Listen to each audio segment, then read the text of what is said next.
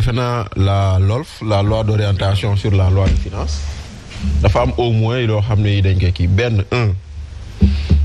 la loi de règlement de l'année N-1 daa war a ñëw ñu jàllale ñu voté ko defe naa bii jàll na bu 2023 bi mais s'il y a des disons des dépenses nouvelles des budgets des sommes nouvelles ak yooyu noonu on va vers une LFR donc tey jii nii nous attendons déjà une loi de finances rectificative loolu dañ ko war a xam Sénégalais dañ la war a wax eurobond bu ngeen jëli bi xaalis bu ngeen jëli FMI feneen ak feneen la ngeen doon yaakaar am ci ressources te amoo leen ko comment vous avez ajusté le budget. L'argent qu'ils ont dépensé pour les élections législatives. L'argent que vous avez dépensé pour les élections législatives. Donc c'est vrai que jëlee nañ ko ci fii mais il va falloir qu'il y ait après une loi de finances rectificative loolu benn la boo xam ne dañ koy xaar beneen bi dañuy xaar le budget 2025 normalement.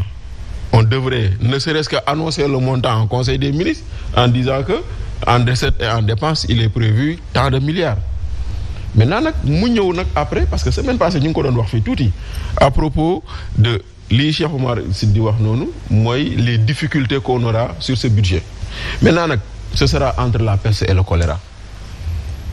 Donc quand j'appelle ce que j'appelle la peste et le choléra mooy lenn si on insiste sur l'exigence de transparence d'information au public on risque de dépasser janvier 2024. Ça va être plus long.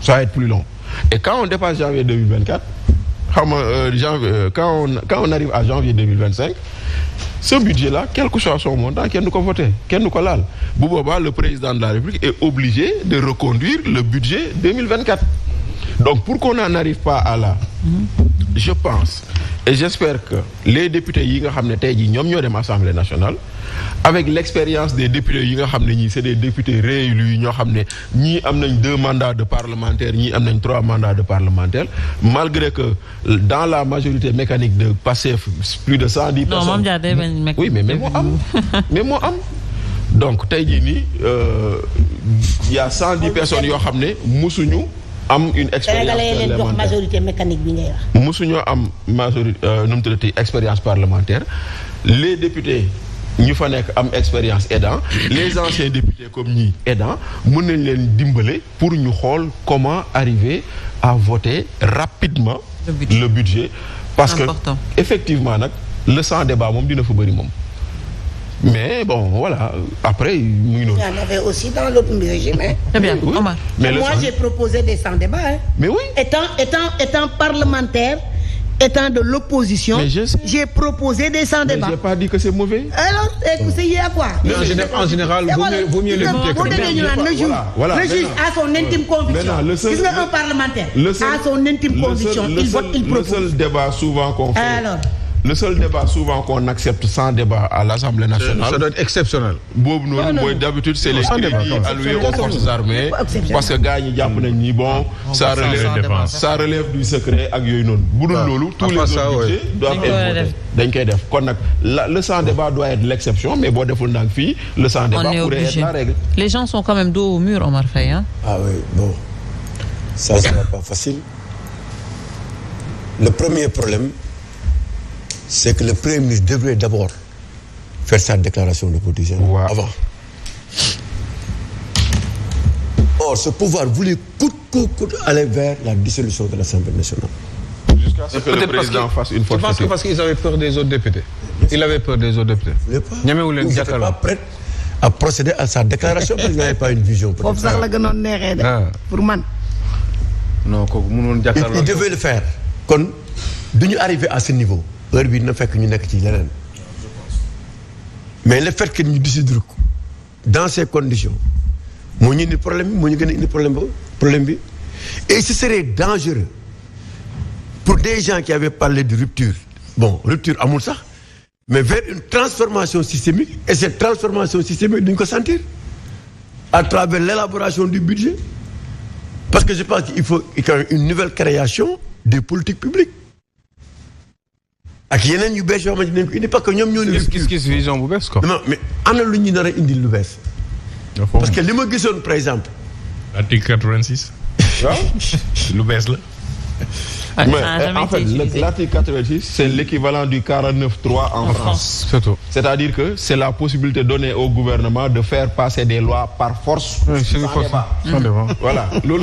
Ça n'a jamais été utilisé déjà ici. Voilà. Mais finalement, jarul force, ils ont une mécanique. 46 ça jarul quoi en vrai. Voilà. C'est la Constitution. Maintenant, comme l'article 55 et la Constitution. Vu que jusqu'à ce que ça soit la Constitution. Man li ma bëgg gis mooy la loi de finances initiale. D'accord, halal. Mais loolu la ñuy laaj. Man loolu la on n'a pas annoncé même le chiffre. On n'a pas annoncé le chiffre de la loi de finances initiale pour 2025. Alors que l'ancien régime, au moins 2 mois à l'avance, mais ils ont quand même eu le temps de savoir quel est le budget. Mais Cheikh Omar, c'est comme aujourd'hui dans l'agriculture. Il n'y a aucun chiffre annoncé, alors que normalement, en ce moment, on aurait dû savoir les productions de maïs, de mil, etc. Maintenant. Mais il a dit entre 700 et 800 000 tonnes d'arroz. Vous n'êtes pas content en tout cas. Non, 600 et 700. Non, vous n'êtes pas content en tout cas. C'est la première fois. Mais vous allez souffrir, hein? Souffrir de Non, mais vous cherchez les poux partout. Et même cette fois-ci. Mais vous cherchez les poux partout. Mais il n'y en a pas. Mais on a des poux, il y a des poux, il y en a. Mais on ne cherche pas des poux. Mais c'est quoi votre problème, non? Mais non, mais il y a des poux, il faut les enlever. C'est quoi votre problème, non? Enlevez les poux. On va pas souffrir. En tout cas. Oui, moi, j'ai même pas de souffle. Mais nous raisonnable. Non, mais madame, vous n'êtes pas raisonnable. Alors, Omar, allez-y, s'il vous plaît. Mais ce langage-là, c'est le langage des enfants dans les réseaux sociaux. Très bien. Vous allez souffrir. Non, oui. Parce que quand vous dites que xamuñu dara, loolu du man gisuma loolu. Non, moi j'ai entendu. Non, waxul loolu. Vous accusez des gens de ce qu'ils n'ont pas dit. Très bien. Mais est-ce qu'il ne serait pas paranoïaque? Bachir, defal ndànk. Qui l'a dit? Man li ma dégg nga wax. Defal ndànk. Li ma ankay samay nopp moo baax nag. Dama ne man samay nopp moo baax nag. Xam nga lu tax man je ne fais pas de langage de rue. Ma ne sur la vidéo, vous ne verrez nulle part où quelqu'un a dit xamuñu dara. D'accord. Arrêtez ça quand même. Nous, on a un problème dans ce pays. C'est un problème de visibilité par rapport à là où on va amener ce pays. Xamuñu ko. Voilà, c'est nous, c'est ça, c'est-à-dire que ñun. dañuy topp non mais waa xaaral ma c'est-à-dire que ñun dañuy topp Sonko wax dara rek ñu commenté ko. Mais ñoom ñoo ñu war a dimbali jox ñu les grandes orientations et les grands axes. ñu xam ne kat dans tous les secteurs lii la ñu bëgg a def lii la ñuy def mais ñun dañ ko amul te ça fait mënuñu toog nag bientôt. DPG moo ñu koy jox mais mënuñu ko xam ba léegi li ñu bëgg a def. dëgg yàlla nag soxla nañ ko nag xam ko. yow chaque fois heure boobu yow xam nga ne yenn heure bi daan na fekk nga bokk yow sa document xam lépp li nga war a def boo toogee débat li nga war a def ak loolu.